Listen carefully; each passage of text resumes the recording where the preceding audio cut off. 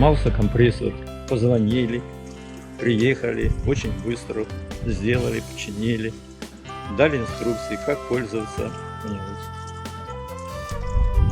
Большое спасибо. Очень хороший сервис.